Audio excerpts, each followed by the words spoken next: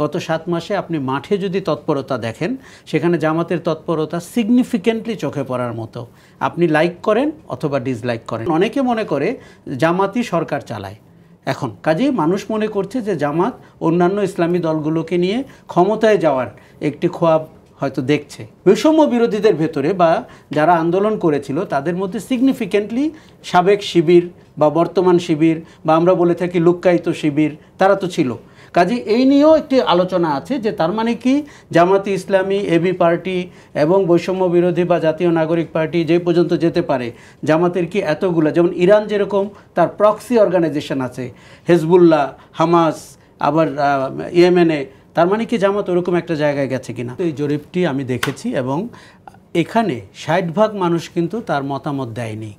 এই যে 41%, 31% আর 14% এবং 5%, এটি হচ্ছে 40% মানুষের উপর যারা মতামত দিয়েছেন। অতএব আরও একটা প্রশ্ন হচ্ছে যে আওয়ামী লীগের মতো একটি বড় রাজনৈতিক দল তো নির্বাচনে থাকবে না থাকবে না এরকম একটি দোলাচল আছে। কাজেই আমার ধারণা এখানে যারা বক্তব্য দিয়েছেন তাদের একটা বড় সংখ্যক আওয়ামী লীগ সমর্থক আছেন। কাজেই তারা জামাতকে হয়তো ওইভাবে সামনে এগিয়ে রেখেছেন, বিএনপিকে স্বাভাবিকভাবেই তারা অতটা পিছিয়ে রেখেছেন। আপনি মনে করছেন যে কনস্পিরেসি? না, কনস্পিরেসি না, এটি মনে করি সাধারণ ভোটার কেন জামাতকে, আমি বলি কেন, তারা কিন্তু পারসেপশন দ্বারা পরিচালিত হন।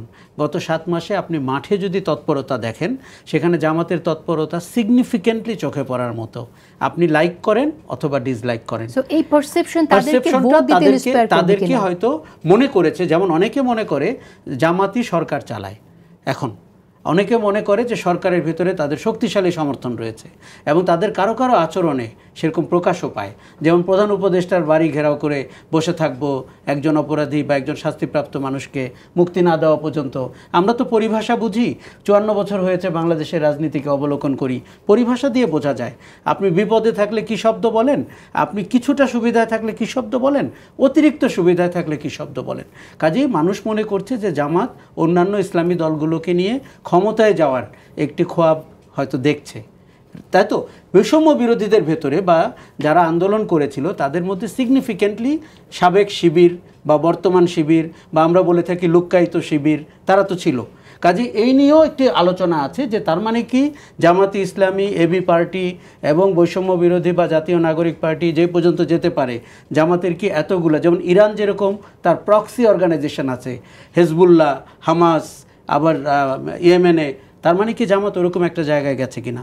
তবে তাদের রাজনীতিতে আপনি যেমনটি বলছিলেন যে যেইটি ভালো নির্বাচন, বিএনপির সাথে একবার জোট করে তারা কত % ভোট পেয়েছিল, জোট ছাড়া ইন্ডিপেন্ডেন্টলি করে তারা কত % ভোট পেয়েছিল।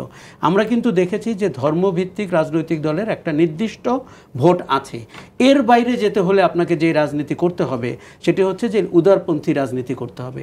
কিন্তু সেটি তারা হয়তো কেউ কেউ মুখে বলছেন, যেমন আমরা প্রায় দেখি দুটি বড় দলের দুজন নেতা মুখে কিন্তু দারুণ করে কথা বলেন, কিন্তু কিছুক্ষণের মধ্যেই বোঝা যায় তার দল সেটিতে আছে কিনা।